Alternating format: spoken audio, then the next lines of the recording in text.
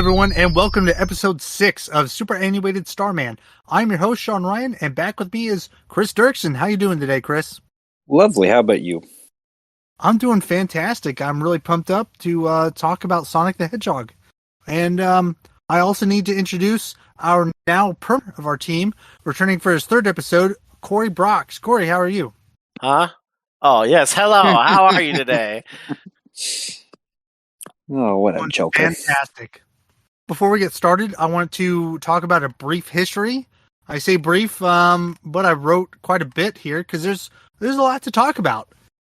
And today, like I said, we're going to be discussing our very first Sega game on the show, Sonic the Hedgehog 2. One of the biggest things when you think of Sonic the Hedgehog is the rivalry between Sega and Nintendo. And the fact that Sonic was basically designed to become a rival mascot to Mario. The first Sonic the Hedgehog was wildly popular, and in September of 1991, Mark Cerny, who would later become the producer of Sonic 2, pitched the idea of Sonic the Hedgehog 2, aiming for a 1992 Christmas and holiday release, giving their team about 11 months to develop the title.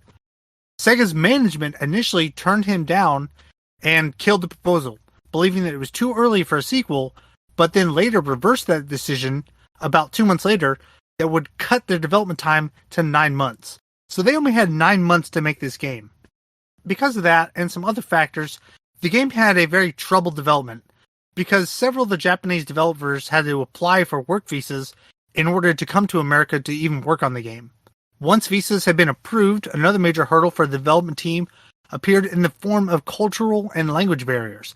The Japanese would often work through the night and would sleep in their cubicles, whereas their American counterparts would lock up the offices and just go home. Sonic 2 did not become playable from start to finish until the last 48 hours of development, which is crazy to me. One interesting fact, when Sonic 2 was shipped for Japan production, copies of the source code were sent on 2 separate planes to ensure that the game arrived in case of an accident. Yeah, isn't that crazy? That's wild. Yeah, I didn't know any of that. And actually, I mean, like, for squeezing that out as quick as they did, kudos. And Yeah. isn't that typical? Like, the Americans would just go home and just, you guys keep doing your thing. Thanks. Be back in the morning with coffee. I mean, the Japanese work ethic is pretty wild, though, man. Yeah, absolutely. I was reading up on this and doing a lot of research. Some of the Sega higher-ups were hoping that the Japanese person sent to America would eventually become like mentors for the American staff, but because of the language barriers, they just didn't. That just never happened. The Americans corrupted the Japanese. Well, the game got out, so I mean, something worked. But I mean, like I just said, it was so crazy. It wasn't until the last 48 hours of development that the game was actually ready to go. Even playable, yeah. That's crazy. You know, gold, as they say now. Some other things about Sonic 2, it brought about a second playable character, Miles, quote-unquote, per hour. His name being a pun on miles per hour. Oh my god. You didn't know that. Are you just getting to this? Yeah, I didn't pick up on that. Yeah. Oh, what's Miles Sonic's last per name? hour. I don't know if Sonic has the last name. We'll see. Oh, okay, I'm glad I can contribute something. Doesn't Sonic have, like, a ridiculous, like, real name? Well, let me finish the rest of this and Google go it ahead. so that our listeners can find it. So the ones that know it can stop yelling at their speakers. Yeah, Sonic fans are very passionate. They are disappointed by us. very, very passionate. And I'm about to butcher a Japanese name. The Sonic 2 designer, Hirokazu Yasuhara, wanted a second character so that siblings could play the game together. Tails is implemented using an artificial intelligence routine that allowed him to mimic Sonic's movements. And as we're going to talk about, when you jump, it's a split second later that Tails will jump. Lastly, and something that I normally cover in the beginning, is the release dates. Sega spent over $10 million, and this is 1990s money, on the advertising campaign for Sonic the Hedgehog 2, including Sega's plan to have a worldwide release date. Sonic 2 was released in North America and in Europe on November 24th, 1992, a Tuesday, and was marketed as Sonic Tuesday. Ho ho ho ho! Mhm. Yeah. Pretty big brain right there. But it didn't release until 3 days it released 3 days earlier in Japan, kind of ruining that marketing plan. So, did you look that up? Yeah, it's Ogilvy Maurice Hedgehog. There you No go. way. I told you it was something stupid. That Yeah. can't be real. OMH, baby. I don't think anybody calls him that. I'm the first. You're the first. OMH. All right, so getting the history out of the way, let's take a break and listen to some Sonic music from Sonic the Hedgehog 2, and when we come back, we will discuss what it was like to play the game in the early 90s. Stick around.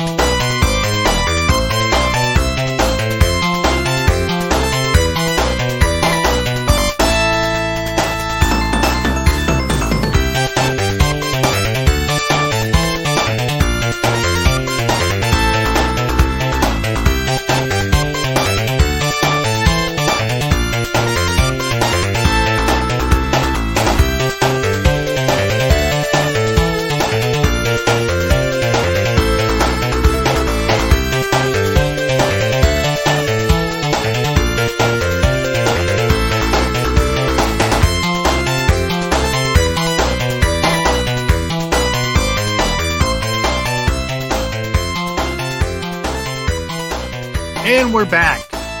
So, if there's no objections, I would like to lead off this discussion about my memories of Sonic the Hedgehog 2 when I was a kid. I was just about to suggest you go first. Oh, well, thank you very much. So I've talked about this on the show before about how Sega, I didn't get a Super Nintendo until several years after its release. So I was definitely a Nintendo kid. I loved my regular Nintendo. I had a ton of games for it. But it wasn't until much later on that I got a Sega Genesis, and that was even after I got a Super Nintendo. So it was pretty late into the console's life cycle. And when I did, I got the Mark II, the version 2, and with the Sonic 2 pack-in. But before that, I had played Sonic over at childhood friends. His name's Josh Melvin. He had a regular Nintendo, and we would try to trade games back. But then his parents bought him a Sega, and so that made his house the cool place to be because it was something new that we didn't have before. And we played a ton of Sonic, just an absolute ton of it. And I'm sure you guys remember, that iconic Sega. And Yeah, you wouldn't let us do it. I wouldn't let you do it because it would sound terrible. But to me as a kid, that was just so cool. That is the best load-up sound ever. Oh, and when I go ahead and edit all this, that's the first thing everyone's going to hear. Maybe the last. I love it that much. Yeah, for sure. Do it. For me, I don't know about you guys, but I was used to, quote unquote, normal platformers. The Marios, Kid Icarus, those kind of games. So I was blown away at just how fast Sonic was. And I can remember especially thinking about the loop-the-loops. I thought they were really cool. And that's when I really bought into the Sega advertisements of, Mario can't do this. And before the show started, I sent a link. I don't know if you guys checked it out. But there was a commercial that was basically Sega versus Nintendo. And there was two televisions side by side. And on one television, they had Super Mario World. And on the other, they had Sonic the Hedgehog. And the marketing plan behind this is that the guy's trying to talk up Super Mario World, but the kid is the kind of the camera, he's the field of view. He's pointing at the Sega Genesis and saying, I want to check that out. That's the game I want. I want to play Sonic. And they have the prices listed right next to each other. The Super Nintendo was $200, whereas the Sega Genesis was only $150. And that came with a controller and a game, which that's a really good deal. All those advertisements always like the Sonic verse, like this is what Sonic can do. Since I was a Nintendo kid, I always just kept thinking, yeah, but look at all the other things Mario can do. Yeah, and that's some of the things I'm going to talk on when I kind of revisited the game and I really thought about Sonic the Hedgehog. But as a kid, I just wanted to play around with how fast he was. So I would use the spin dash. I would just push down and just crank on one of those buttons and dash around a lot, which was to my detriment because I'm dashing right into pits or to spikes. And overall, I just wasn't very good at the game. So I would watch Josh play, and he would get much further than I could. But normally we get bogged in the aquatic ruin zone, and we just end up quitting and doing something else. Occasionally we'd get further than that, but I don't remember ever beating the game with him. He may beat it on his own, but I don't remember him ever telling me anything about it. And it wasn't until my parents bought me and my brother a Sega Genesis for ourselves that I made it further into the game and eventually did beat it as a kid. And one of the things I discussed about in previous podcasts was my younger brother and I used to fight a lot. So one of the things was I had to compromise playing the Sega Genesis, and that meant that we had to play together doing the split screen. And maybe I was too young to notice it, or I just didn't care, but playing it in split screen 2-player, it chugs. There is so much slowdown. Mm-hmm. There's even a lot of chugs. I noticed even I'm playing it on the Switch this go around, and I even noticed it chugging on the Switch, like single player when you like jump through the trees and leaves, and every time you get hit and send rings, like that game chugs all over the place. Well, Chris, since you're already talking, why don't you tell us what it was like for you playing Sonic the Hedgehog 2 as a kid? I did not have a Sega, so the only time I ever played this, I remember playing it at Justin Baird's house during sleepovers and stuff.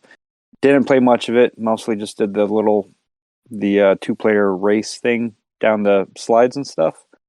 And yeah, I mean, my main memories of it was, even as a kid, like, I didn't see a lot of commercials for it or anything like that, but I was aware, at least, like, it was very obvious that Sonic was trying to compete with Mario. And that was, that's pretty much sums up my memory of it. So, I'll pass the mic over to Cory. You don't have any more fabulous anecdotes about how great Sonic is? No, dude. Like I hardly played it. Like I've maybe my entire childhood, I've maybe played it for maybe a total of an hour, maybe 2 hours. Well, we can get to the future segment where you tell us how much you missed out on then. Yeah, I'm really looking forward to hearing what it was like for you playing as an adult if you don't really have any nostalgia for it. So maybe you can be a little more critical. That's gonna be my soapbox that I stand on. So, well then, Cory, I'm gonna have a lot of questions for you then because you apparently couldn't bother to play it as a kid. Yeah, and Cory over there, cool. He's the Sega. Hey, I'm sorry I didn't have 3 different systems. Yeah, you should be. How dare you? Anyway, you rich kids. You rich kids. You. By the way, I was looking up the price of $1 in comparison. Because like you said, this is $149.99 for this bundle pack. Basically, since about 1993, the value of $1 has doubled. So you're looking at like a $300 console back then versus a $400 one. What's a PS5 run for now? Like $500. Mm-hmm. So. And that's without like all the that's without all the accoutrement and no game. But yeah, so well, yeah, exactly. It kind of comes with the game, but it's more of a But I mean, demo like in my eyes. you're talking about like the extra controller, the hardware upgrades, and everything else. So you know, just one more reason to hate these price gouging companies. Anyway, yeah, Sonic 2. This was a staple game in my household. I had 3 siblings. I had an older brother and 2 younger sisters, and this one got a lot of screen time. This was something we could play. Like you could play the versus mode, where it was basically a split screen, and you had Sonic up top and Tails in the bottom, or whatever it was, and you raced to the end of the level. And it was usually like that minecart level, I believe. It was either that or like Emerald Hill Zone, but yeah, like that was a lot of fun. And then like we played a lot with the you're like racing down the pipe and you're trying to collect all the rings, like, and then the bombs would come at you and blow you up. So like we did a lot of that too. But yeah, like this got a lot of playtime for me. This was something that as a kid we definitely saw a lot of Sonic. I had Sonic 1, 2, and 3 in my house actually, and Sonic 2 is probably the one that got the most use.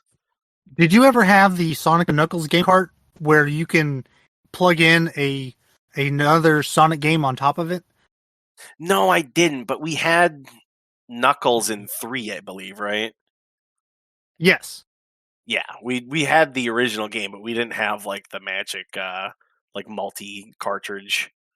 When you would play, did you do Sonic only, or did you do the default where it was Sonic and Tails? No, I always had Tails with me, and like honestly, he was kind of your little meat shield. Like he Wait, would. He's was there an option? Yeah, there was. Yeah. When I was playing it, Tails is just there. Well, all because the you time. didn't go into the options and switch your settings around because you don't know what you're doing because you didn't play as a child because you were Yeah. deprived. Anyway, but yeah, like I always played with Tails because Tails did damage. So like Yeah. you could just jump at the boss and like you said, he comes behind you, like he's basically your mirror image or your ghost, like in a racing game, and he's always like a split second behind you. So You I could like whip him running. like a Yeah, like you could whip him just like use a him ball like a and little chain. flail, basically. And it was a great way to get like double damage on the boss. And so like you always knocked Robotnik around with that extra jump and beat the bejesus out of him. So yeah, I always ran with Tails. And then like he would take hits for you too. Like if you had something flying at you, you could backpedal a little bit, and then he'd go bah! And he'd fly into the air, and he'd disappear, and then he'd come back like with his little helicopter butt coming back down. You know, like a good 10 seconds later. I refuse to use Tails in a playthrough. No, see, that's because you aren't cool enough to use him as a battering ram. I didn't even know that was an option. I mean, I'm glad I used him every time, but like default setting, he's there. Well, yeah, because he's the new hotness. Like they're trying to make him the new MacGuffin, where it's like you got to test him out, you got to make him like your fun friend. Plus, I mean, there's no downside of having him. Like, There's why are a you hating on? huge downside. Why are you hating on him? How does he affect you in any way? Okay, playing the mini games, when you get to a checkpoint, you have over 50 rings. Playing those mini games with Tails, possible. You might get the first 2 or 3 Chaos Emeralds, but you are not going to get them all. Just sounds like you got to get good, honestly. Mm-hmm. Okay. He's awful. But go ahead. Fuck jail. No, yeah.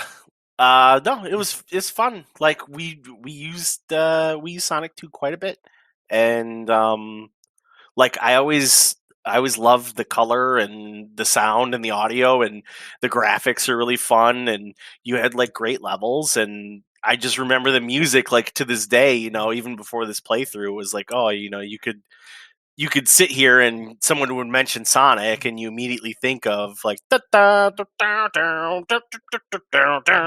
it popped right into your head, you know. I should mention. I mean, I do have vivid childhood memories, like, and the colors and the bubbliness and the cartoony goodness of Sega. Like the levels were so different compared to Mario, and they're so vibrant and pretty and clean. Like it was great. And like you could get onto the casino levels, and then you could run out of time because you're too busy trying to gamble as a child. Yeah. I never got to the casino levels as a kid. My usual stopping point, I think, was oh man, what was it? Are you trying to remember the different zones? Yeah, well, yeah. I'm trying. I think Mystic Cave is usually. I think that's the name of it. Yeah. I think that's usually where I would get hung up as a kid, and I've only beaten the game like twice as a child, but I think Mystic Cave is usually the point where you get 45 minutes in or so, and you're just like, okay, time to stop playing, gonna go outside and play kickball or whatever. That was going to be one of my questions, if you and your siblings had ever beaten the game. I've beaten it twice. And that's actually I've got a bunch of childhood.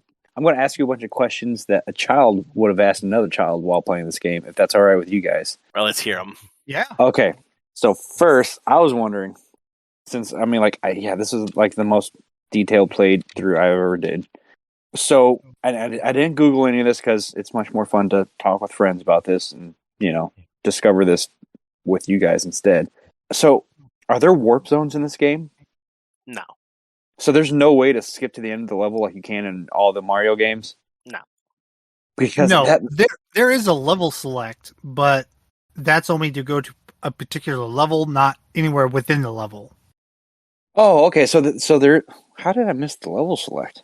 It's in the options, which you did not go into. Otherwise, you'd have seen all these things. Okay, so there was a way though, because the whole warp whistles and warp zones for Mario, that was like a way for you to if you just want to zoom straight to the boss, you can, so that way you can actually beat the game rather than it's a secret. Yeah, you had to like a cheat code, I believe. So here I'm about to. I have it pulled up right here. So in order to get access to the level select at the title screen, go down past player 2 versus and select options. Hover over the sound, and then you have to play sounds 19, 65, 9, and 17 in that order. And when you do, you'll hear the little sound of Sonic when he collects a ring. Then you get the little box that lets you select the levels. So now you guys were both Sega kids. Now, was that like a well-known secret that everybody knew? It was something that you learned through like word of mouth, and right? You found that in the back of like the Prima strategy guide or whatever that you got. Cool. I think someone else had an EGM, the Electronic Gaming Monthly magazine, and in there I think they had this secret, but I could be totally wrong. But learning about it was definitely a playground thing. Cool. The main reason I was wondering is because for Mario games, you have those warp whistles, so that way you don't have to spend 4 hours straight trying to get to the end. If you're trying to play this, just turning on the console and sitting down and playing, there's no way to skip through anything. Exactly. Well, yeah, that's what I was wondering, because I was playing this. I'm like, man, thank God that you gotta get good. Yeah, thank God my console actually saves, so that way I can turn off and do something else. Now in Sega, were there save files? Or there were for some games, but for the most part there were not. A lot of it was you used what you call it. You used the what's the word here I'm looking for, Sean? Like the code. I don't know what you're talking about. Well, they'd ask you put in a code, and it's like your level select code or whatever. I get 7-4 and yeah, so I had a Metro. It was more password options. Yeah. Right. It was put in your password, and it was always like an 8-digit thing where it's you put in this selection of numbers and letters, and then it would skip you to that section. And you usually had that come up after you beat a level, or if you if you died, if you were out of continues or whatever, at the game over screen, it would be here's your level select code. So Sonic was trying to compete with Super Mario, and then didn't even have a save feature. The game takes a half hour if you're not terrible at it, but we're children, so we were. Yeah. So there's another point for Mario right there. Yeah, but Mario takes a long time when you're actually playing through it. Quickly. Yeah. But, I've seen speedruns of Sonic where it's 20 minutes, And okay, so I'm going to go on with my next childhood question. do you guys get lost all the time in the levels? No. Because I still you fly forward until you hit a wall and then you jump up. Yeah, but I mean, like in the casino levels and stuff, there's so many layers, and in Mystic Caves, like there's so many different paths you can take. It reminds me of Bowser's Castle in Mario 1, where like you had to go the certain, there's the 3 tiers that you could go in, But yeah, like all the levels, I'm like, because I played through this twice right now, like recently since we were doing this podcast, we're preparing for it. And I don't think I beat the level the same way twice on any level except for like the very first stage. Like I ended up going different paths every time, which that's the kept beauty it cool. of the game. Like, yeah, like it's so. Honestly, deep. I think I think Sonic doesn't get enough credit for how detailed their maps are because I think we all fly through them in like 40 seconds. But if you were to just walk around these levels, I'm pretty sure they're fairly big things. Yeah, and that's one thing I was trying to do because I was trying to map all this stuff out. Like my brain just naturally wants to map stuff out like this.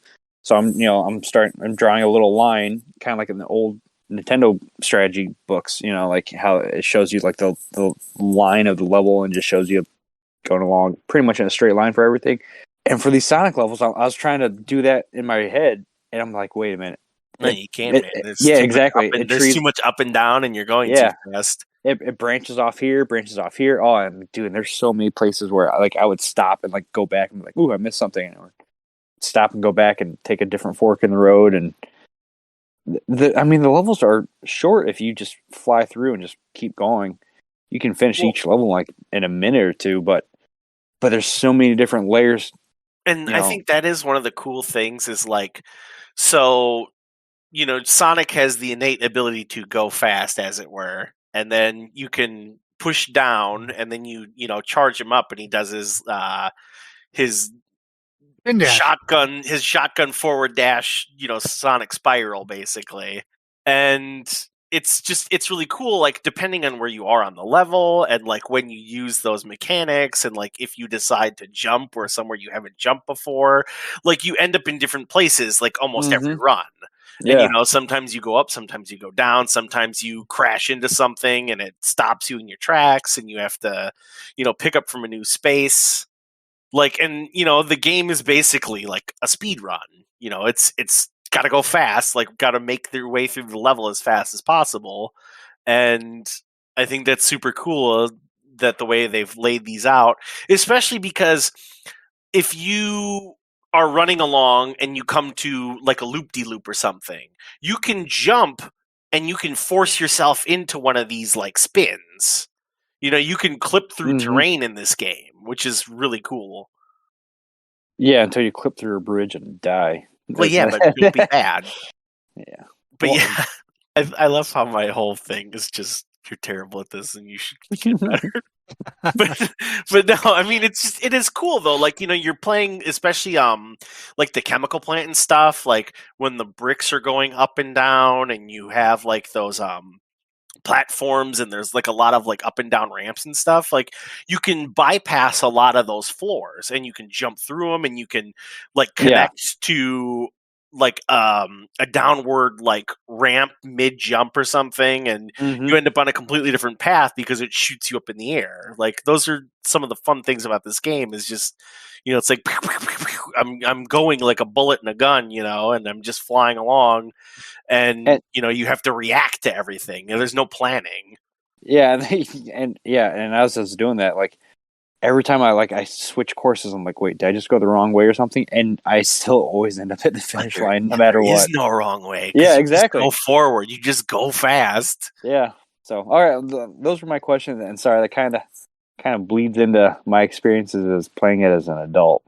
What was your favorite music of the levels, Break? Oh, dude, Mystic Cave. Really? Like that? Yeah, that creepy Halloween. I mean, the initial music, because that's the one that I what's the first level called? Emerald Hill Zone. Yes. Hill. I will always love that music because even though I didn't have a Sega, I did have a handheld Sonic game, like the Tiger handheld games. You remember those? Yes, the ones you got from God. like Burger King or whatever. No. Like these were ones that like they were like Man, I'd have to do a price check and see how much they were. But I remember like they were expensive, but they were. Those things are coming back, by the way. Yeah, they They're don't need to. no, they don't. It's what he's talking about, Corey. They're these little LCD. Yeah. I had them. It was they were made by Tiger, and I think I had the Spider-Man and the X-Men, and I want to say Sonic. I had the Sonic one and it played the music, so I will always remember the music because it's just the Emerald Hill whatever that is like Sonic's And main it looked theme, like right? it looked like the Game and Watch almost because it was just this like little Right, black yeah, exactly. outline. Yeah. I had Street Fighter 2 on a Tiger handheld. Oh, was that cool? No, Oh, it was not. do you guys remember was that cool? No, I had the Ninja Turtles one. Did you guys have that one? I did And not. No. that one was special because it was like long instead of wide, and it was forever frustrating because you had to like swim through these little spinning electric things. And anyways, why music? Yeah, Mystic Cave was my favorite besides the main Sonic theme. But yeah, Mystic Cave, I like the Halloweeny, spooky kind of cool. What about you, Sean? Wait, For me, it's definitely got to be Casino Night Zone. I think that's what it's called, right? Yeah, that's a good one. That Casino Night Zone. That one. Dun dun dun dun. Yep, I love that sound, that song, and like you guys were alluding to earlier about spending so much time within that stage. Yes. You know, you just heard it on loop over and over and over again until you died from wasting so much time. Yeah, and then just heard it all over again the next go around. I think my favorite was probably Chemical Plant. how's that one go, Corey? Is the dun dun dun.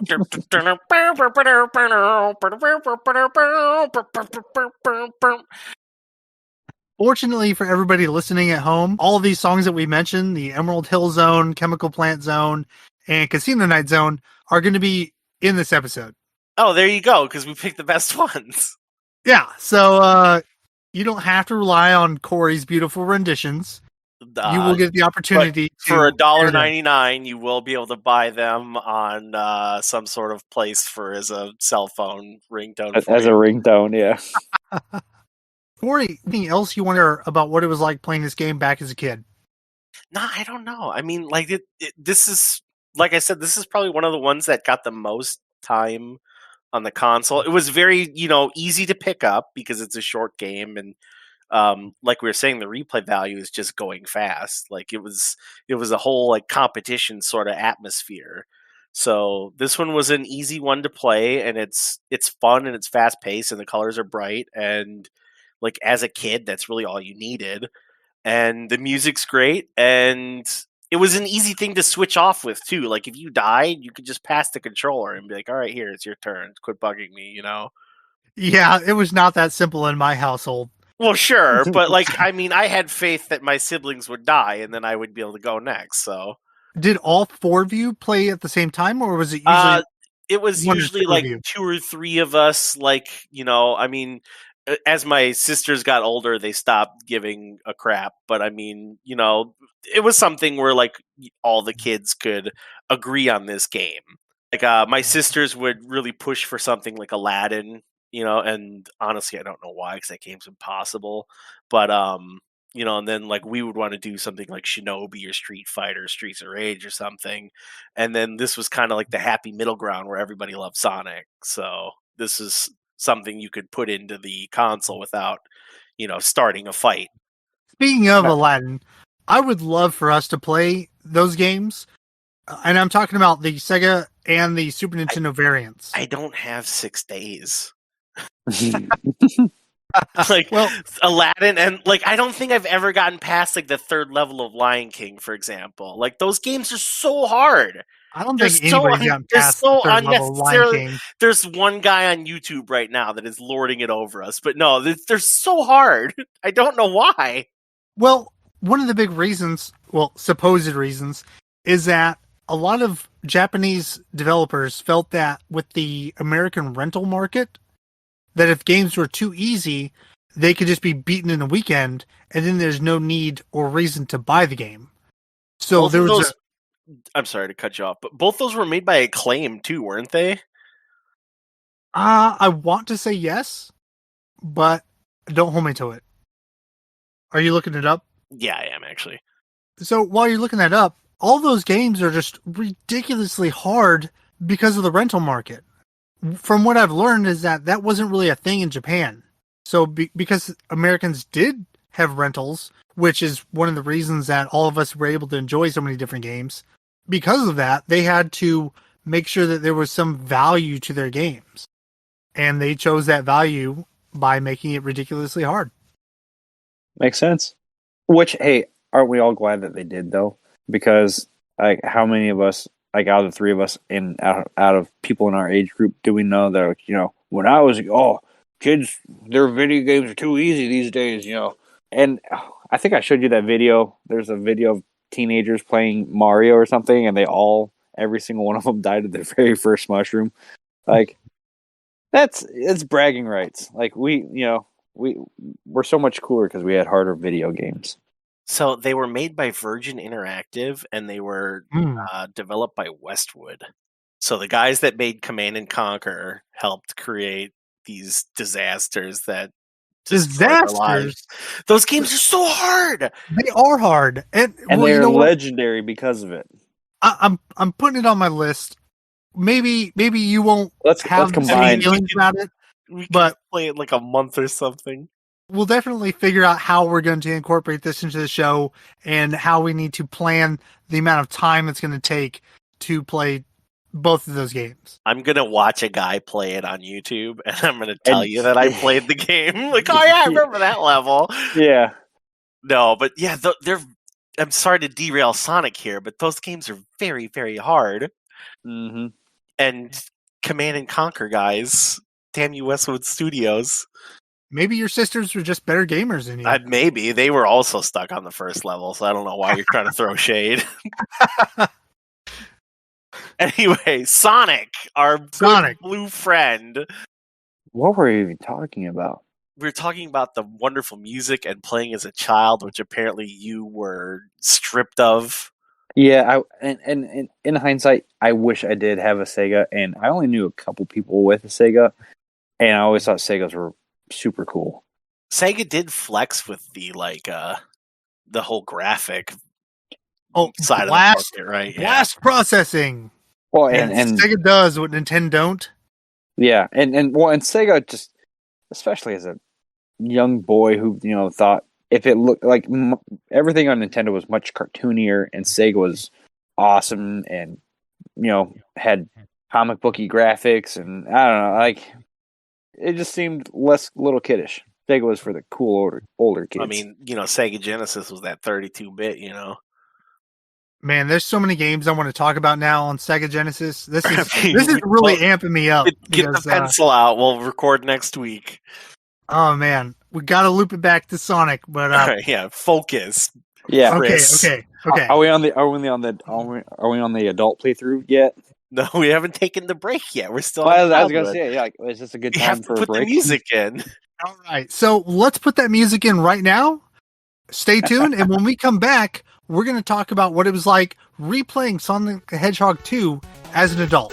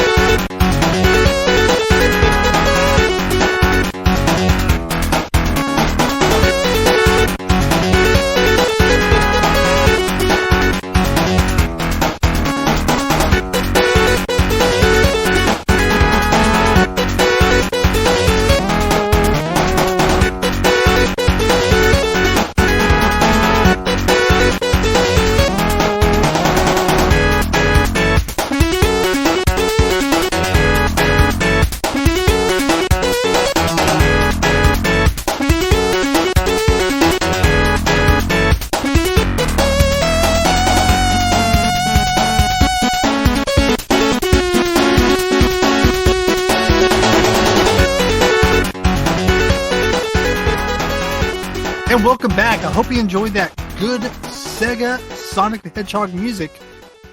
So normally we would go in the same order that we presented with our childhood play, but because Chris never really got the opportunity to play it as a kid, Chris, why don't you go ahead and start it off so that we can hear your views, what it was like playing today and not really having that nostalgia for it.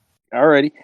Now, I will. I do have one bias that you guys don't have for this game, and that is I got to play it with my son, who is 5. Oh, and yeah. Family time. yeah, dude, this was quality father-son video game time, and I'm not even like I'm not trying to sound cheesy or I had so much, and for some reason, oh, not for some reason, but right now, my son is in kindergarten, and all the kids think Sonic is cool.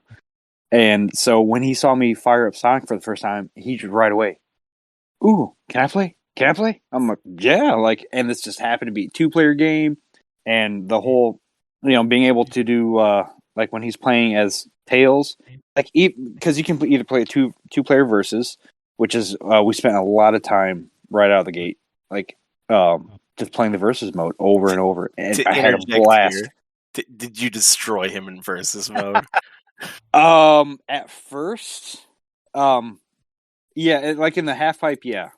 Okay. He is. Yeah, you got to put that kid in his place. Yeah. I mean, and I've always told myself like I'm never going to be a parent that's going to let my son win because that doesn't teach him anything.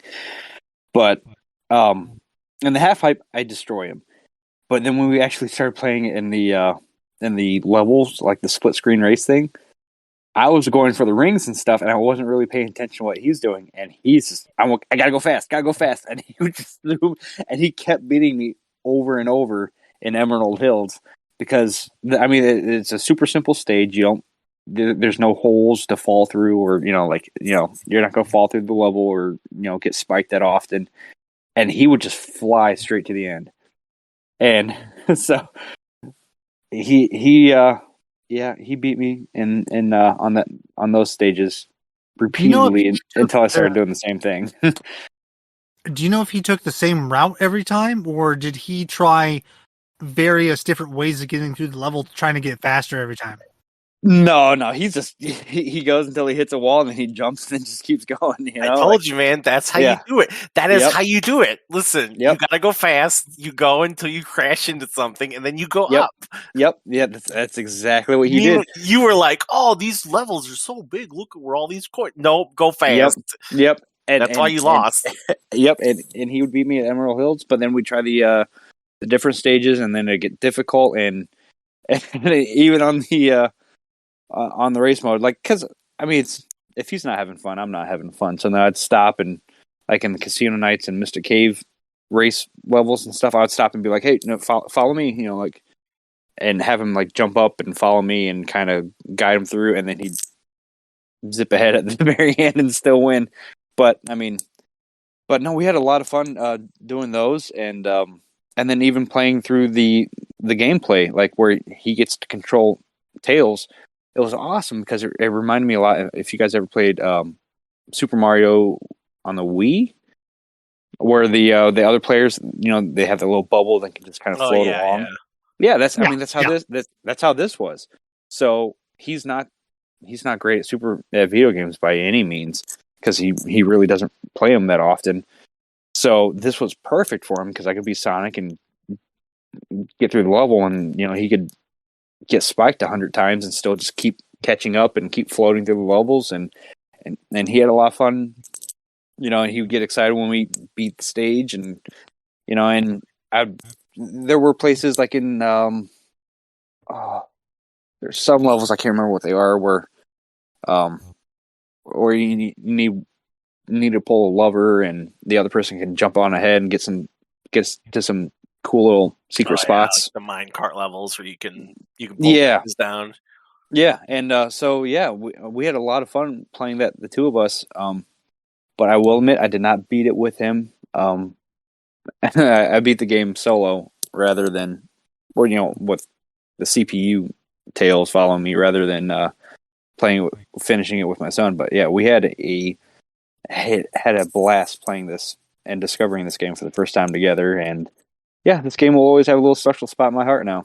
just because of that. So I don't have childhood nostalgia, but I will always have nostalgia because like this was our first video game adventure together. So thank you so Rising much, Sean. awesome. And yeah, seriously, thank you so much, Sean. So this was awesome. Well, Cory, didn't you suggest Sonic 2? I think I did. Oh, I know, but I mean, thank you for like just the podcast overall. the podcast, yeah, and, gotcha. and providing me like because I'm on your family account, like you he literally made all this possible and were the motivation for it. So thank you. Man, I appreciate it. Had it not been for this podcast, I probably would have never played this with Gibson and done all that, and it was great. Now, as far as the gameplay, like I mentioned, I get lost in a lot of the levels, even like I like it. Not like I don't get like stuck or anything, like because all you gotta do is just keep going in a direction. If you can't go one direction anymore, you go the other direction and go up or down. And this, my opinion as a game, it holds up very well because it is just a short, sweet, fun game to play.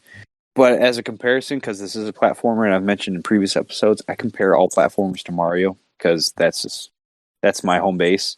And Mario, I still think takes it, just because this game is very kind of repetitive. And Sonic has one gimmick, and that's to go fast and crouch down the ball and charge up and go. And like there are no power ups, there are no there abilities. are power ups. I mean, like you can get the little invincibility. You know, got to get the high tops. You got to go faster. Yeah. Fast. But I mean, like there's no fire flower or cape or raccoon. Well, sure, but I mean, you're also not really like picking fights with Koopas here. Yeah, but still, I mean, getting the shoes is the worst power up. Getting the shoes is a huge detriment to the game. Oh, because no way! I love getting the shoes. Too fast. What? Well, the shoes are the best. Yeah, the high tops are the best. Yeah, no way. Those are my favorite too, and I will admit, like, because that's why I was asking you guys about like the save points and if there's warp zones or anything. Because like when you're sitting through and trying to blast through these levels, there's a lot of levels where I'm like, stop bouncing me around. I just want to get to the end already. Like, so anytime I get the shoes, I'm like, sweet, I'm just going to fly straight to the end. And from what I noticed, is if you have one ring or if you have 100 rings, it really, I mean, yeah, you get the extra life, but it really doesn't matter. Like, oh yeah, rings are just a buffer to get hit by Dr. Robotnik. Exactly, and you can have 150, 200. Like, it really doesn't matter. Like, the correct way to do it, if you're trying to go fast, is to grab like 6 of them. That way, you can collect them all again after you get punched by the boss. Yeah. What are my other thoughts? Somebody coach me here. Which direction are we going? How did you? Well, this is your experience here. Yeah, you're telling us. I like the boss fights. I thought they were great. They all reminded me of again comparing it to Mario, but they reminded me of Super Mario the Bowser's fight where he's in the balloon. Oh, really? Okay. Yeah, except I mean, like because Robotnik, and every time he's in a vehicle where he's got some different gimmick where he's doing it, but yeah, the boss fights are actually cool. I like the fact that you actually have boss fights rather than just than just finishing the level. Yeah.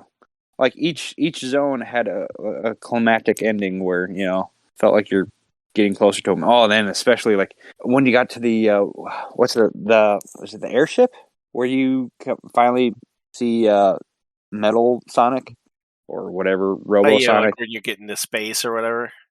Yeah, like that was that. That was the other thing. Like when I finally got when Tails came along on the plane, I'm like, where did this come from? Like this, like it didn't really mesh with the rest of the game at all. Like also when you're on a plane and you're you probably didn't watch the cartoon either, but Tails is a crack pilot, so that's why he has a biplane. Well, which cartoon? Because there was 2 of them. Well, I don't know. Tails had a cartoon plane in one of them. I remember like the 90s version, I think, where Jim Cummings was Dr. Robotnik. Was that the same one that had he's eating chili dogs all the time, man. Urkel? I was Urkel Sonic? In one of them, yes. Was that Jaleel Wilson? Is that his name? Jaleel White, there you go. That took a twist. Yeah, so anyways. Go ahead. Boss fights were great. I like the different levels. They were kind of repetitive though, because pretty much, I mean, besides the different, the casino, which started off as my favorite one when I replayed it on the third time. By the time I mean, granted, I was trying to do 3 playthroughs in the last couple of weeks, so I'm slamming it together. But by the time I got to the third one, I was sick of the casino level just because it's so all the bumpers and stuff. I'm just like, Oh, you did like ding, ding, bing, bing, getting slammed around constantly. Yeah. Like at first it was a lot of fun, and then yeah, by the third time I'm like, please. You know what like, drives me nuts about that is when you get in there and some of the monsters have the bumpers on them. Yes, yeah, the little Crab. that little bumper crab thing. I'm like, and there's no other like that is the most annoying monster in the entire game because I like and for me I have to kill him every time I see one. I'm like, just stop you in your tracks, quite like having to spend 30 seconds trying to hit that stupid thing. Well, yeah, that's why exactly. Your son was beating you. If you're stopping to kill every enemy, then it's no wonder why he just No, I'm blew talking. through the level. No, I'm talking about on the regular game playthrough. Solo play. Yeah, on the solo play. Because I am on solo plays. I do stop and look for the secrets and look for the different paths and look for the better paths and stuff like that. And but yeah, if there's an enemy that like if I'm speeding along and all of a sudden I get hit and it takes my rings, I have to go back and kill it. Like I have to prove to that thing that I'm better. Avenge yourself. Yeah, but no, there's a lot of fun playing it. Yeah, and I think it does rank right up there, right below Super Mario. That's your pedestal. That your benchmark. Yeah, I mean, like Super Mario is a great game that you can replay forever, and Sonic is a solid few steps below that. Okay, and it was great, and the boss fights were. Okay, I'm surprised you put them up to Bowser. 'Cause personally, I just always mean kind like of because he's got the round. He's got the little round thing, and he's floating above you, and you have to hit him. Like it doesn't. In terms of mechanics, though, I always kind of picture Mega Man when you. And that was the other thing it reminds me of Mega Man because each stage is a different gimmick. And it's got the MacGuffins where you have to like, I have to like, climb up these arrows that are in these pillars to jump. And on, I like how they actually use the level design as part of the fight mechanics. Yes. Like that was they keep it interesting, they keep it fun, and it's a lot of fun. And man, like dude, that last boss fight, I'm just gonna let you guys know, like I struggled on it, which is fair. At first, because I don't know how you guys did it as kids, because when you come up to Robosonic whips your hiney, and I thought, oh great, it took me a few times to beat Robosonic, and basically because he's got like 3 different modes or 3 different his attack patterns. Yeah, his 3 different patterns. It basically took me 4 times because every time he changed up his attack pattern, he would get me. And once you lose the rings, that's it. Like, so I didn't want to cheat on the boss fight, so which I ended up cheating anyways. But Robosonic, that rewind feature, man. But so the Robosonic though, like it took me 4 times to beat through and luckily I had like 12 lives when I went into it, and I got through the Robosonic, and I was like, oh, okay, I figured there would be something like another stage or something to get through before the final boss fight. And the final boss fight is right after that. You don't even get any rings to pick up or anything. So if Robosonic kicks your butt, you were going to have problems on the final boss. And then the final boss he actually had less mechanics than Sonic, but you had to find his hitbox. It's all about like backing up and slamming into his chest. Yeah. So those fights definitely took more skill than Super Mario did. But yeah, the final boss fight, like it took me quite a few times to get through that one. And by the time, like I said, so it took me like 10 times between beating Robosonic. And the worst part is when you die from the main boss, you go back to Robosonic. And you have to do Robosonic all over again. Like that was a tough little cookie to crumble. So It is a real like 1-2 kicking your ass, isn't it? Yeah, like that was I like that. So that's pretty much my adult experience. So, but on that note, I wanted to ask you guys, when you beat that as a kid, how long did you play this game before you beat it as a kid? I mean, personally, this one was an entire like summer's worth of shenanigans. Yeah, pretty much the same. Once we finally got to that point where we were facing off with Metal Sonic, it was all about memorization. It's not that he's hard to memorize what he does. Yeah, you just have to wait for him to telegraph his little BS jump or his. Yeah, his little rocket boost thing, and that's one thing that like what kind of struck me as weird because the fact that this game doesn't have a zone select or save files or anything like that.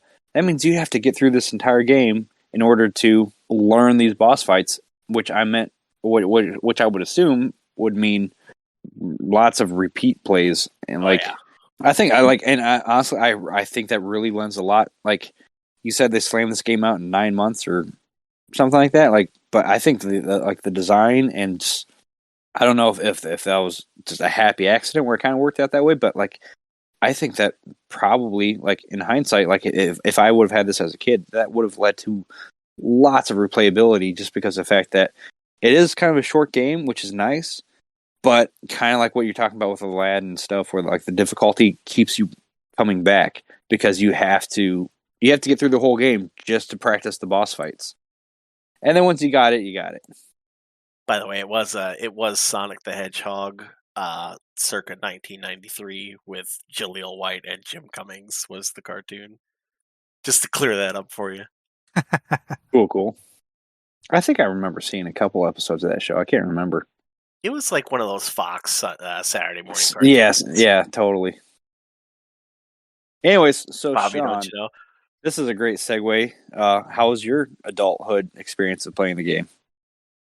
So I want to kind of comment on some of the things that you were talking about with your the game. I was just shaking my head, just nodding along when you were talking about how great it was that Robotnik's boss fights were really well implemented with the level aesthetic. As soon as it's obvious, but as soon as you said it, I was like, wow, they did a really good job with those things. Especially Cory was talking about, I can't remember the name of the zone, but you have to jump up on the arrows that they pull and shoot back and forth to each other. The underwater shrine thing? The aquatic ruin. Yeah. Yeah, there we go. Which, by the way, it took me my third playthrough before I realized there are air bubbles you can get under there to stay underwater. Yes, there are. I did not. Yeah, I seriously, like the first two playthroughs, I literally just... Did you keep hearing the... So many times. Oh my God. I like after the first time I died in the water, I'm like, there's no way to make it all the way through there. So I literally just stayed out of the water. I took my time, went super slow on that, and just stayed out of the water the whole time. This just did. Chris drowned 47 times playing Sonic 2. Oh man, so many. Oh, well, and the first time I drowned was the what was it, the level before that where you're in the pink water? Plant, yeah, you're drowning in the petroleum solvent or whatever. Yeah, I thought I'd have like a good, like Mario can breathe underwater forever. Nope. I thought I'd at least have 30 seconds, but hedgehogs do not have infinite lung power. Yeah, I was gonna like. Anyway, sorry, Sean, you were saying. No worries. I'm so glad there weren't any underwater fights, boss fights. Bringing it back, I chose to play this on my Sega Mini for one of my playthroughs, and then I decided to replay it again on the Nintendo 3DS with the Sega Classic 3D collection. Do either of you own a 3DS? Mm-mm. I do. Have you ever played Sonic 2 on it? I have not. I'll just go ahead and say it is a phenomenal way to play the game. If there was a way onto the big screen, I would say that's the definitive way. Because M2, the guys that ported the game over, they did such an excellent job. They go into such detail when it comes to porting these games that there's even options to choose not only the US or international version, which there's differences there. For example, in the international version, Japan and all that, the backgrounds are animated. So there's a lot more going on visually. But M2 also implemented... Oh, go ahead. I was saying that's really cool. 'Cause the only thing I remember being animated is like a casino night where the flashing in the background. It's definitely something to check out. Not only did they do the international and the US version, but the sound quality can be changed. When I say quality, you can choose whether you're going to use the original Sega Genesis or the Mark II variant.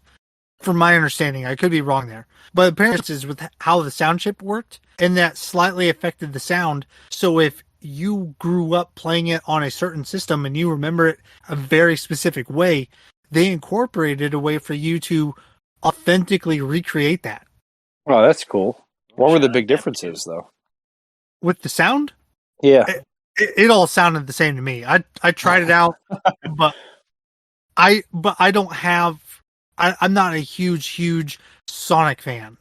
But between the two, there wasn't like one wasn't more chiptunier than the other or something, or not to my ear. But I also don't have very good hearing, mostly because of being in the military.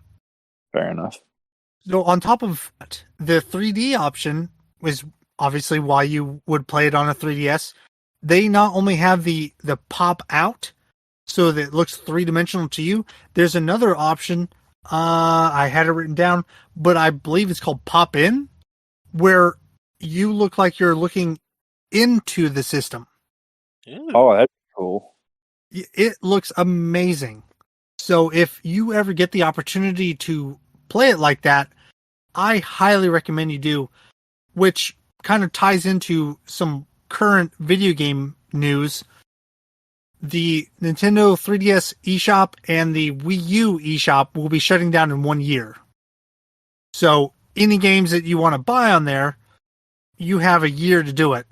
Obviously, including these Sega 3D classics that'll be gone forever once the eShop leaves. All right, listen up, viewers. If you have a Wii, I need you to go get Sonic 2, and I need you to go get Shining Force 1 and 2 right now.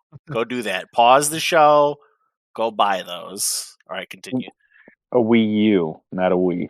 Well, you know what, Break? I'm going to Wii U into the hospital because that's the sound an ambulance makes. Wii U, Wii U, Wii U. Violence. Moving on. Moving on. So I haven't even talked about the replay yet. So all I've talked about is just the way to play it.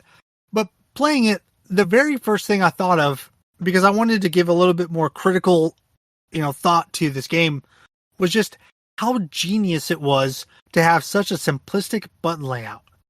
That on the original controller, the 3-button controller, all three of them did the exact same thing. So there's no learning curve. Like you would have today, you'd have 6 different buttons telling you, how to crouch or run or, lie down. It was just one button that did everything. And go ahead. I was going to say, on that note, like when we first started playing, I messaged you guys since I didn't have a lot of Sonic experience.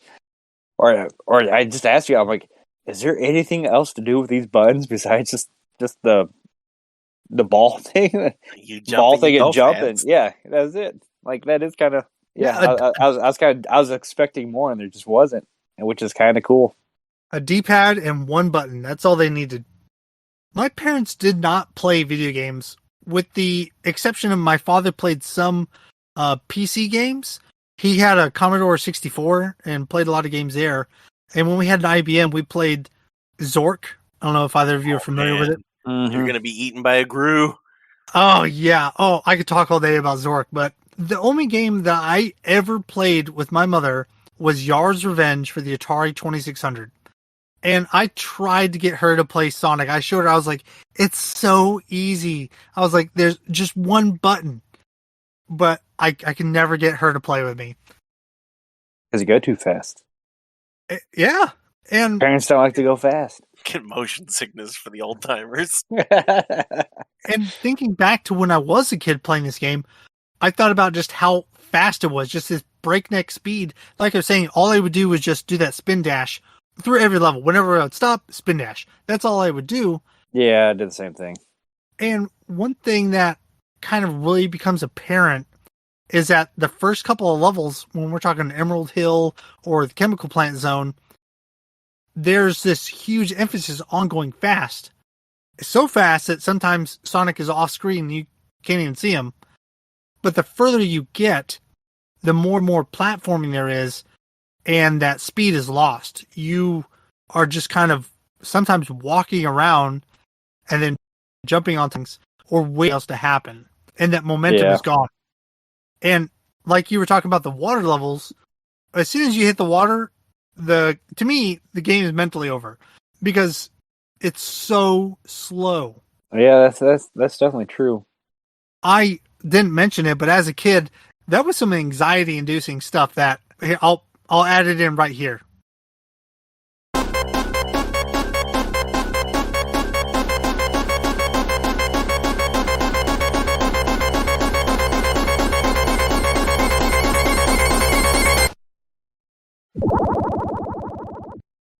That sound of Sonic slowly drowning. I'm really grateful that there were mid-level checkpoints because sometimes I would die due to falling off a ledge or something that was an insta-kill where it didn't matter if I had rings or not. And I thought it was a really genius idea to incorporate mini games into the checkpoints. So having 50 or more rings, you have a chance to play this mini game, and if you beat the mini game, you got a Chaos Emerald. Did either of you ever get all the Chaos Emeralds? No. Yeah, I never did as a kid, and like I was saying, I didn't even as an adult. I didn't bother with the rings as much as I should have because once I realized, it didn't matter if you have 1 ring, 10 rings, or 100 rings. Like at that boss, it really didn't matter. So I had a few rings, so if I hit something, I would just be able to pick up a few rings and then just keep going. But yeah, I didn't stockpile rings like I should have. Yeah, well, I mean, the only reason to pick them up is number 1, the Chaos Emeralds, and number 2, like if you're farming extra lives. Yeah, and I was gonna say, like on my first playthrough, like I mentioned, I had like 12 lives by the time I got to the end, where I was doing the ring thing. I only got I swear I only got like 1 mini game that whole time. Is it just? Well, when you hit the checkpoint, did you make sure to watch for like the spinning stars above the checkpoint and jump through it? Oh no! Yeah, I normally just hit a checkpoint and just keep going. Yeah, you hit the go checkpoint. ahead. There's a little like halo of stars above you, and you have to jump through it, and then it ports Gotcha. into the bonus level. Okay, so I probably was getting bonus levels and just didn't even notice. Yeah, you were probably just blitzing through the checkpoints and not stopping. No, okay. Like you guys mentioned earlier, the music really good. A few of the zones, especially the first one, Emerald Hill Zone, that is now just iconic. Mm-hmm. When you think of Sonic the Hedgehog, that's the kind of music that pops in your head. It's been in my head the whole time we've been recording this. Well, and back to the whole making Sonic like the Mario mascot, he really was the flagship for the Genesis. Oh, without that. He carried over into the Dreamcast. Even when they stopped making consoles, he's still a very big part of their image as a corporation. I mean, they made a damn movie franchise out of him now. I was really surprised when I saw Sonic as an adult switch over to Nintendo. I was like, he betrayed Sega. But I mean, he beat Mario at the Olympics, so it's okay. But it's just but come on. I mean, it's the Olympics and it's Sonic who goes fast. Well, yeah, but Mario's got to beat him in the shot put throw. That's where you gotta pick your fights here, Brick. But but I mean, he really was this big flagship, and then on top of that, they started incorporating him into the logo. When the game started, it would say Sega, and you saw the big blue letters come up, and Sonic's head would pop up around the corner. Well, there was Sonic Team, and their job was Sonic Games. And there you go, and it still is. Chris, you had mentioned earlier that Sonic is a really big thing now for your son. Apparently, it's really popular. Is it because of the films, or are they revisiting some of the older games? I have no idea. I doubt it's the films because the only time I've really seen it, I mean, like apparently a lot of kids talk about. I'm not at the school, so I don't know in what. Thankfully. Yeah, I don't know what capacity they're talking about Sonic, but the fact that Gibson knew who Sonic was, and apparently like a lot of kids like Sonic, and they do like Sonic coloring sheets, and and we're talking about 5-year-olds and 6-year-olds. Like I have no idea there's no current Well, Sonic I mean, TV no, show or anything. but they're still cranking out. Well, I mean, the movie just came out like what 2 years ago or whatever, and they're still cranking out a bunch of games though. Like Sonic Team is Yeah, still yeah, making like he's titles. they're all over the Switch, aren't they? So Yeah. that's the only thing I can think of is probably I'd say most likely the game because didn't that movie What games are bomb you pretty talking hard? about, Corey? Well, they've made a couple of. I think they just did another Olympic one, like Sonic at the Tokyo 2020. Yeah, Oh, you're talking the spin-offs. Well, yeah, sure. I mean, like they really haven't made like any more side-scrolling Sonic games, but like, but they made all those like terrible RPGs. Like, there's so many Sonic games out there now. Yeah, the last Sonic game that really comes to mind for me is Sonic Generations, and I played that on the PS3. I think it's called Oh Sonic wow! Generations. And Yeah, I mean, now that you mention that, I remember my brother-in-law, who's we've had him on the show before. He was obsessed with Sonic games. so Like on what system was that? Was Dreamcast, maybe? no no no yeah, PlayStation. Was it PlayStation? But yeah, I mean all these horrible Sonic games, and he just loved them. And they were like, like Game Grumps has made a bunch of videos on those. If you guys want to watch some ridiculous Sonic playthroughs, but I mean, he was obviously he did not have the childhood nostalgia of Sonic that people our age had, people kids of the '80s had. He was born in the '90s, but he was still a Sonic loyalist. Like well, I mean, Dreamcast, like they made games for Sonic too, but I like, don't think he ever had a Dreamcast. He was all about the PlayStation ones. but I mean, like here, I've just Googled Sonic games. Sonic Frontiers comes out this year. Sonic Olympics, Mario and Sonic, Sonic Team Racing as of 2019, Sonic Ages, Sonic Forces, Sonic Mania, Sonic Runners, Sonic Boom, Fire and Ice, Mario and Sonic Rio Olympics, Sonic Dash 2, Sonic Runners. Like there's a Sonic game every year. It's insane. They don't even come out with Mario games that often, do they? No. Well, I mean, Nintendo's got other stuff going on. Nintendo's got more than one IP. Yeah, but when they do release, they may not release Mario games that often, but when they do, they're great. Yeah, the quality's definitely much, much higher. But we're talking about Sonic 2. Yeah, Are we? we're talking about Sonic as a franchise and how great Sonic 2 is being Sonic. Anyway, Man, I just it's have whose turn one is last it? point. I've just got one last point with my revisiting. Casino Night Zone was definitely my favorite zone as a kid, and we talked about this, just how fun it is to stop and mess around in the level and just use the slot machine mechanics over and over and over again. mm-hmm. But replaying it, Metropolis Zone is definitely my favorite. It's also the only zone with 3 acts compared to 2. And I that liked is it so weird, much isn't it? because it had the most interesting platforming throughout the whole game. And I think it had the best boss fight. It was the one where Dr. Robotnik had a bunch of clones that would appear around his ship, and you had to attack the clones to get back to him and being able to strike him. That was cool. And it was like a little countdown. Because that was the one where wasn't there a countdown or something? Like you knew how many clones you had left before you could actually had him. What? Every time you killed a clone, there were fewer and fewer orbs rotating That's around what it his was. ship. Yeah, that was the orbs that were circling around him. After those orbs, and he they'd spin faster and expand, and if they hit you, they would get you. And one thing I noticed is like once you started getting rid of those clones, there would be gas in those orbs, and you could actually hit them. Yep.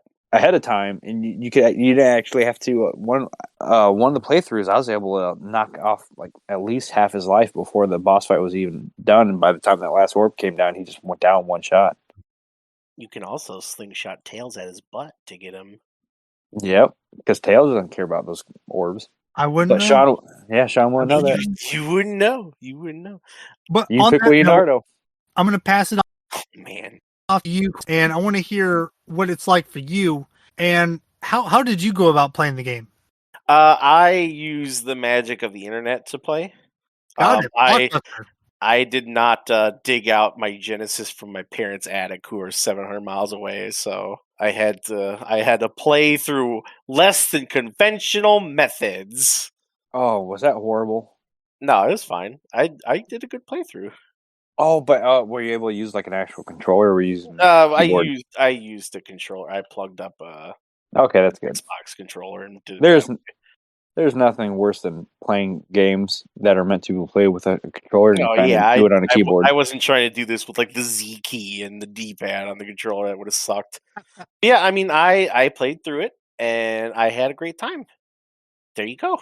And that's our show. That's our show. We will be back next week with okay. So, what else was it like playing it today? I mean, you obviously played it a ton as a kid. So I will once again revisit the fact that I'm a terrible game player as an adult now. Like all of these games, like I pick them up now and I'm like, God, I'm rusty. I suck at this. Like I run into stuff and I die a lot. But I mean, it's still fun. It's still Sonic. Like the game still holds up. I still have a lot of fun with this, and like you beat up Dr. Robot. It is Dr. Robotnik, right? Like we're all gonna agree on that. yeah, I don't know anybody else? that calls him Eggman. I've never heard of the term Eggman before. Wait, what? Like, yeah, his name in like other countries or whatever is like Dr. Eggman. I think I've seen it in comics. Yeah, he's Dr. Robotnik. Yeah, never have I heard a kid on the playground say Eggman. Yeah, if someone calls him Eggman, I think you're a weeb. But yeah, like the game still holds up. It's still a lot of fun. The music is still great. The colors are eye popping. I gave it a good run through. I beat the game. I beat the bejesus out of Metal Sonic because I'm a cool kid, and like it's still Sonic. Like this is my childhood materialized here. Like I love the songs and the Chemical Plant. I got through it. No issue there. I did almost drown once, but I'm not as bad as Chris, so that didn't happen. Thanks for not calling me Break. Well, you know what? I gave it an effort, and then you just say it anyway. So, I mean, you just ruined it for everyone. But yeah, it's a lot of fun. Like, I really don't know what I can contribute that I haven't by like stepping on you guys already. But like, it was a solid hour run through or whatever it was, and I beat the game, and I used Tails because that's how you do it. I think you guys both have significant others. If you have a chance, do a little bit of the couch co-op racing, or not co-op, but couch racing. The verses. The time trial. Yeah, that was a lot of fun. Yeah, that's a big no with my girlfriend. All she cares about is Pokemon. I mean, you should challenge her to the first 150 or something. But let's see. I also gambled in the casino zone lot, and Dr. Robotnik stole my rings because he's a jerk. And yeah, I mean, like, what more can I say about this? Like, it's fun. It's fun, and it still holds up. And like, I had a great time. Well, hey, that made me think of a question I want to ask both of you guys. Yes. I compare everything to Mario, and Do. with Super Mario, I can still play that game. I can sit down, turn that on, and play that for hours. And with modern video games, obviously they're designed to keep you there for hours. Could you guys sit down and play this game for like 4 hours straight, like you might World of Warcraft or You Call mean of as Duty a or anything? child or not? No, right now. No. Yeah, I don't think I would be able to either. I mean, that's Yeah, one thing. I took breaks. It's not Yeah. that kind of game, though. Like, No. I think a lot of That's- these older Genesis titles and Nintendo titles, like they weren't designed for like extended play. You know, I mean, But there are very few of them that were like that. well, but like with Mario, I mean, I compare, and maybe it's just because I love Mario games too much, but yeah, with like Super Mario and Mario 3 and Mario 2, Mario 1, like I can't. Well, Mario 1's super short, but I can sit down and still sit down in one place for at least an hour or two without without a second thought and just play it nonstop for a couple hours. Whereas this game, that's fair. I mean, I will say that's fair, but counter argument to that: how many Nintendo titles do you pick up for 20 minutes and then you go, God, I don't want to. Yeah, God, I don't want to do this anymore. I mean, we've covered Star Fox, we've covered Teenage Mutant Ninja Turtles. Like those games are all half-hour endeavors. Yeah, and I think that's true. This is just one of those half-hour endeavors. I mean, if you want to talk about long titles on the Genesis, like I can tell you Shinobi 3 right now. Like that's a several-hour thing. Very true. With that in mind, let's take a quick break, and when we come back, we will have our final segment. We're going to talk about our final thoughts on the game, and then we'll move into a new section that's going to be very small, but we'll talk about it in a little bit. Stick around and listen to some more great Sonic music.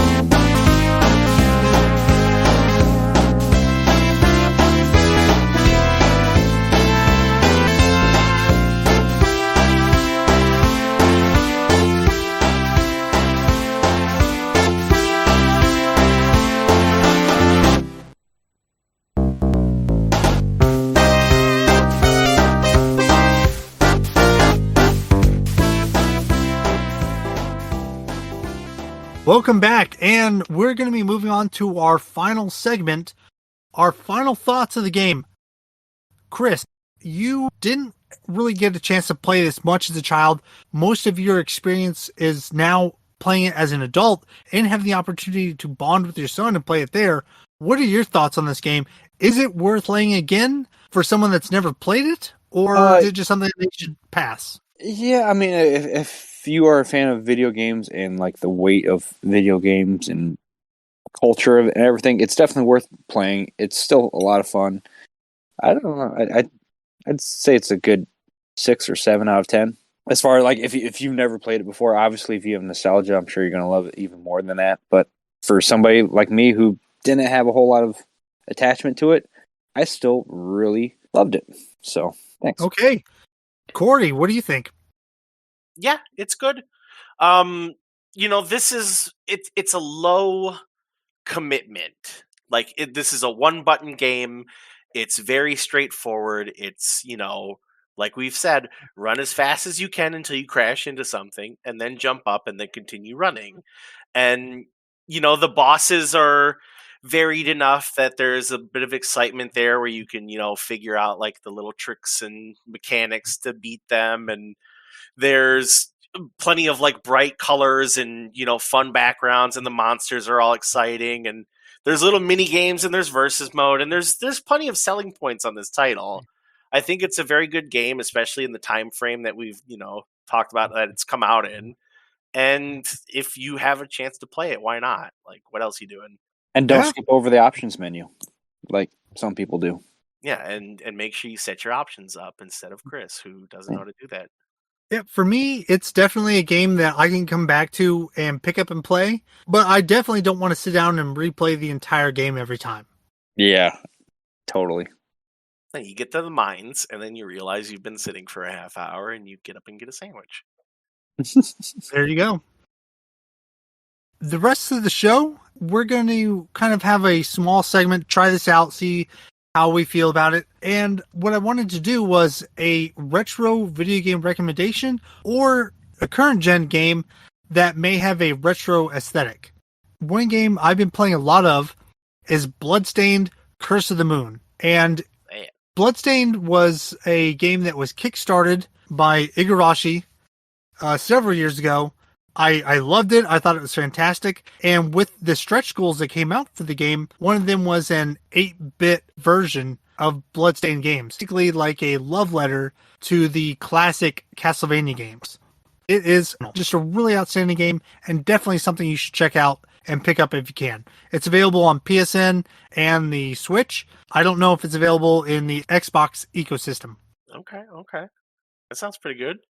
Chris, what do you think?